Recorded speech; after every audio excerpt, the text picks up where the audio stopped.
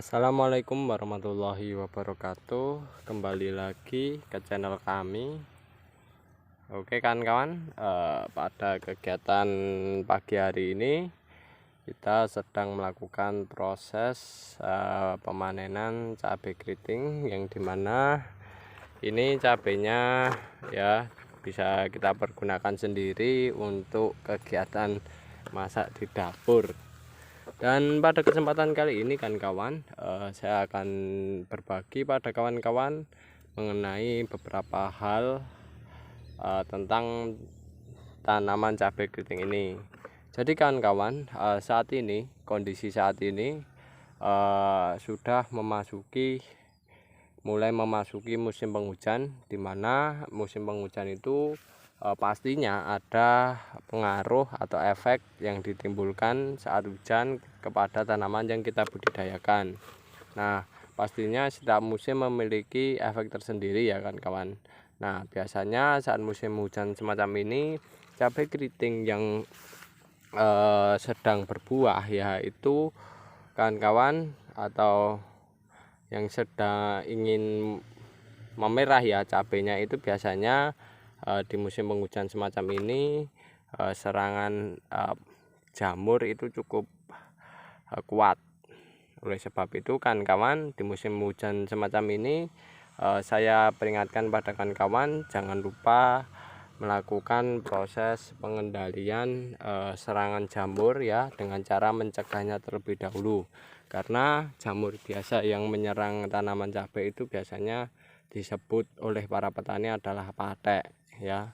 Sehingga ketika cabai terserang patek, nah itu biasanya nantinya buah cabai tersebut ada bercak-bercak jamurnya, dan pastinya akan menjadikan buah cabai tersebut tidak laku dijual ya, semacam itu.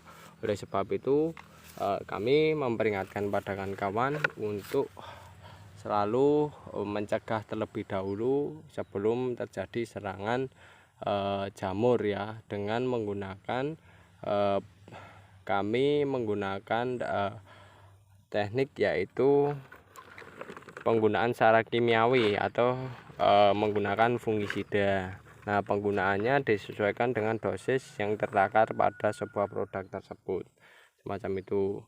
Dan yang kedua yaitu kan kawan, bisa ya membudidayakan secara teknis budidaya itu melakukan perempelan pada daun-daun bagian bawah untuk mengurangi tingkat kelembapan ya. Sekiranya daunnya tidak produktif, tidak menghasilkan, nah itu bisa dirempel semacam itu.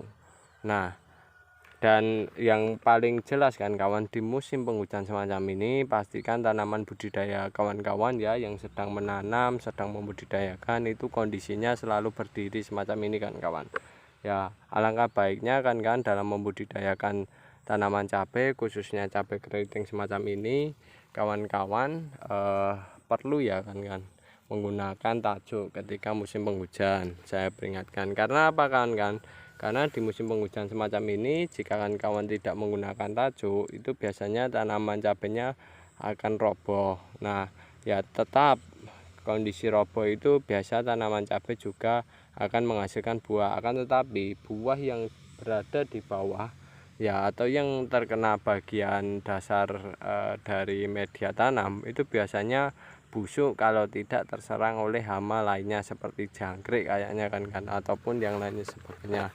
Jadi permasalahannya itu ketika buah cabai ini menyentuh tanah semacam ini, nah itu nanti yang rusak buah cabainya itu bagian pucuknya semacam ini kan, karena bagian pucuknya semacam ini itu rusak, sehingga nantinya apa kan pengaruhnya ya harga jual cabainya itu menurun. Nah, alangkah baiknya untuk mengantisipasi hal semacam itu, karena musim hujan ini pastinya hujannya intensitasnya akan terus menerus ya, ditambah dengan angin, biasanya tanaman cabai keriting itu tidak kuat untuk berdiri kokoh. Oleh sebab itu langkah yang perlu dilakukan adalah memasang tajuk untuk tiap tanaman ataupun untuk selang 2 meter atau 1 meter diberi tajuk dan diberi tali, sehingga tanaman cabainya tidak roboh. Jadi nanti hasil buah yang diperoleh itu semacam ini kan ya. Nah, semacam ini. Buahnya itu mulus ya. Mulus, tidak ada serangan hama maupun penyakit ya kan, sehingga nantinya buah cabai ini bisa dijual dengan harga yang cukup lumayan. Saat ini buah cabai tersebut ya itu harga jualnya per kilonya kurang lebih 60.000 ya. 60.000 itu sudah, kalau secara terus menerus ya, panen secara terus menerus dengan harga segitu sudah untung sekali kan kawan, semacam itu. Sehingga langkah baiknya kan kawan, di musim penghujan ini kawan-kawan membudidayakan sebaik mungkin ya, karena biasanya musim penghujan itu serangan yang paling membahayakan adalah serangan jamur. Nah, ini ada juga serangan dari lalat buah kalau tidak salah kan ya. Tapi kurang tahu ya, ini kayaknya lalat buah ya, melihat dari tingkat kerusakannya. Tapi yang pastinya kan kawan ya, nah kawan-kawan di musim penghujan kayak gini siap-siap untuk mencegah serangan jamur ya, dengan secara teknis, kimia maupun yang lain sebagainya. Karena apa kan, karena kalau sudah terserang jamur ya itu susah kan kawan untuk mengendalikan. Saya pernah dulu tanaman buah cabenya itu terserang jamur. Nah, pengendaliannya sangat susah sekali sudah jika terserang jamur semacam itu. Sehingga alangkah baiknya kita sebagai seorang petani lebih baik mencegah terlebih dahulu agar hasilnya yang kita peroleh bisa maksimal semacam itu kan. Nah, tapi selama ini selama membudidayakan ya kan kawan ya, kami kemarin sudah balik modal kan kawan ya, dari segi pupuknya, lalu juga dari segi dari segi bibitnya. Nah, bibitnya karena beli ya kan. Nah, alhamdulillah kemarin kita sebagian kita jual itu sudah balik modal. Sekarang kita tinggal ambil untungnya ya, meskipun saat ini tanaman cabenya ya kondisinya kayak gini kan, ada yang roboh, ada yang berdiri tegap. Nah, itu ya karena kondisi lingkungannya ya sudah mulai musim penghujan, jadi wajar-wajar saja kan kawan. Tapi ya memang kalau yang betul membudidayakan cabai itu pakai tajuk, lalu dirawat. Nah, karena kemarin kita hanya mempertimbangkan biaya yang murah saja ya kan kawan, takutnya tidak untung. Nah, itu kan kita di musim kemarau hanya menggunakan bibit sama pupuk, sudah itu saja kan kawan, semacam itu. Dan alhamdulillah hasilnya kemarin kita memperoleh hasil keuntungan yang luar biasa. Tapi kalau untuk berapa kali petiknya kami kemarin tidak menghitung ya kan, sudah berapa kali, yang penting ada yang merah kita petik ya. Dan ini biasanya cabai ini berwarna merah ya dan segar kayak gini itu selang waktunya kurang lebih 3 hari dari pemetikan awal. Biasanya kita petik ya, hari ini kita petik, nanti 3 hari ke depannya itu biasanya sudah merah.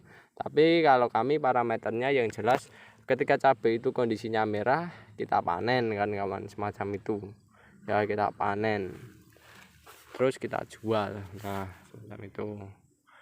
Nah, ini di pergantian atau peralihan musim semacam ini ya kan kawan, dari musim kemarau ke musim penghujan itu ya masih ada serangan lalat buah semacam ini ya. Oleh sebab itu, nah di sana perangkap kita pasang juga kan kawan ya, semacam ini. Tapi secara keseluruhan kan kawan, membudidayakan tanaman cabai keriting ini ya tidak sulit-sulit amat kan kawan ya, cepat panen, tidak sulit. Dan ya alhamdulillah tanaman cabai keriting ini meskipun kondisinya kayak gini ya, kita pupuk dengan menggunakan pupuk organik ya, itu biasanya mau kan ya, lebih suka dipupuk dengan menggunakan pupuk organik dan pupuk non organik, dan hasilnya lebih maksimal. Sehingga penekanan biaya dalam penggunaan pupuk itu bisa ditekan jauh lebih besar kan kawan ya. Dan ini pupuk yang kita gunakan hanyalah pupuk non organiknya, hanya menggunakan pupuk Ponska, dan kita menggunakan pupuk organik yaitu pupuk POC ya. Dan yang jelas dengan penggunaan hal semacam itu sangat-sangat biayanya rendah sekali dan alhamdulillah sangat-sangat menguntungkan.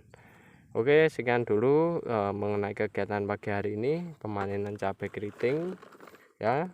Kurang lebihnya kami mohon maaf. Jika ada kekurangan maupun kesalahan kami mohon maaf yang sebesar-besarnya. Saya akhiri. Wassalamualaikum warahmatullahi wabarakatuh.